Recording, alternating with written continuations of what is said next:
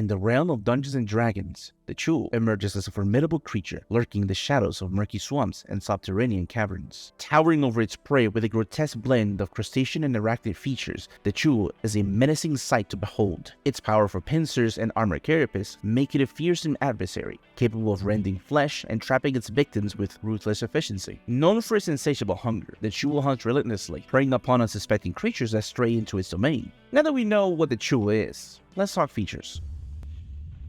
The Chuul only has a +4 to its perception, damage immunities to poison, and condition immunity to poison condition. The Chuul has a dark vision of 60 feet and a passive perception of 14. In addition to that, the Chuul understands deep speech but can't speak. Its first feature is amphibious. The Chuul can breathe in air and water. Hello, how are you? I am under the water. Kinda like that, but more quiet. Following that, the Chuul has sense magic. I felt a great disturbance in the magic. The Chuul senses magic within 120 feet of it at will. This trait otherwise works like detect magic spell, but isn't magical itself. A great feature to get rid of those pesky magic item hoarders. We then have its combat actions. Starting with its multi-attack, the Chuul makes 2 pincer attacks. If the Chuul is grappling a creature, the Chuul can also use its tentacles once. My recommendation, avoid the grab or, well, tentacles. My fellow Americans, I think we all know where this is going. Its first attack is a pincer attack. It's pretty much that, but with tentacles. Now, the pincer is a simple melee weapon attack with a reach of 10 feet, capable of dealing 11 or 2d6 plus 4 bludgeoning damage. Following that, we have its tentacle attack. Now, one creature that is grappled by the Chuul must succeed a DC 13 Constitution saving throw or be poisoned for 1 minute. Until this poison ends, the target is paralyzed. So you're fucked if you fail this, but there's a silver lining. The target can repeat the saving throw at the end of each of its turns, ending the effect on itself on a success. Now, Paralyze is absurdly strong, and if the PCs fail this, well, it's gonna put them in a world of hurt. Honestly, the Chuuls are just amazing grunts with additional firepower and good CC, but that's all we have for features. Let's talk settings.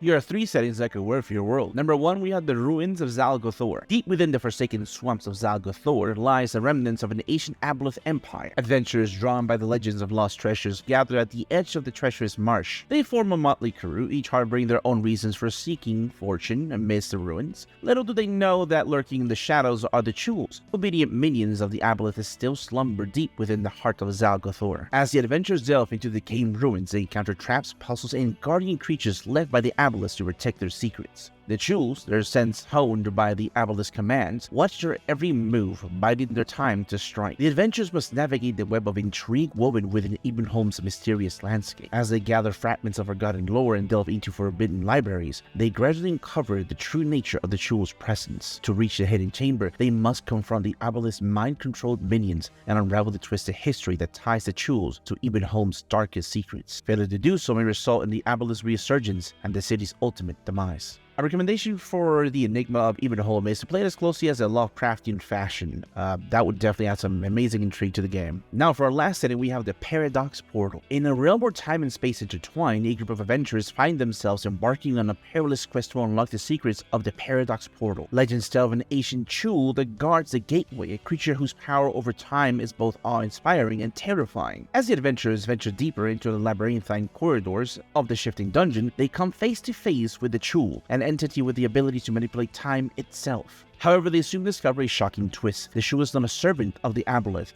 but a sentient being trapped within the paradox. It yearns to break free from its eternal prison and seeks the adventurer's aid. As the group navigates through the temporal anomalies, solve mind-bending puzzles, and battle temporal guardians, they must make a crucial decision. That's all we have for settings. Let's talk strategy.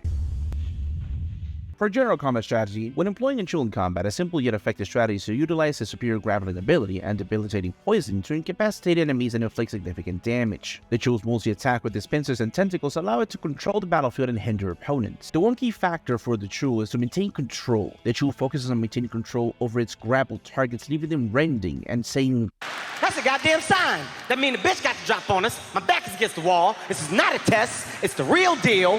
Help me. Help me."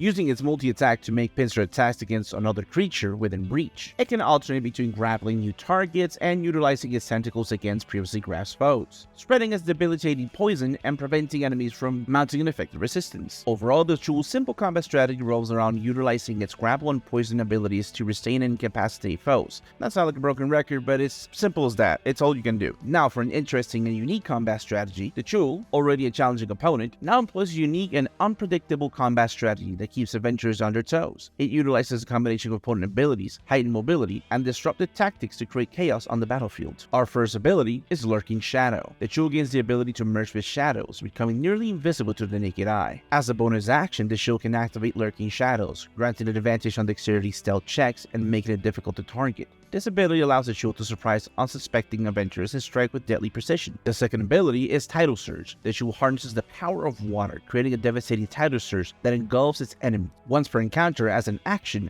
the Chuul can summon a tidal wave within a cone-shaped area. Each creature caught in the wave must make a dexterity saving throw, taking 4d8 bludgeoning damage and being knocked prone on a failed save, half as much damage on a successful one. This ability allows the Chuul to control the battlefield and disrupt the positioning of its adversaries. Lastly, we have Chaotic Grasp. The Chuul's pincers now possess an erratic and unpredictable energy. Whenever the Chuul successfully grapples a target, it inflicts additional 2d6 force damage at the start of each of the target's turns. This force damage is subject to a random roll. On a roll of 1, the target takes half damage. On a roll 2 to 5, the target takes full damage. On a roll of 6, the target takes double damage. This chaotic nature adds an element of unpredictability to the Chuul's attacks, making it even more dangerous. These new features enhance the Chuul's combat prowess, creating a challenging encounter. Lurking Shadow adds stealth, catching adventurers off guard. Tidal Surge controls the battlefield, disrupting formation and forcing adaptability. Chaotic Grasp brings randomness to its attacks, keeping players on edge. These features make the Chuul a more formidable opponent, requiring strategic thinking and caution. That is all for today's video. Please like, follow, and subscribe. Tell me about your favorite encounter with the Chuul on the comment section below.